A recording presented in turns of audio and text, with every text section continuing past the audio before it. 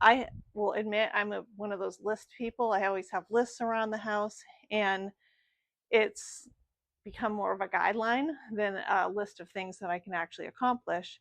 And I need to find balance. So keeping projects that I have moving, but just adjusting some of those timelines, and also accepting what success really is versus what in your mind is success. So getting those things aligned will help you to keep things going but not get too hung up on whether you missed what you think is a hard deadline or not.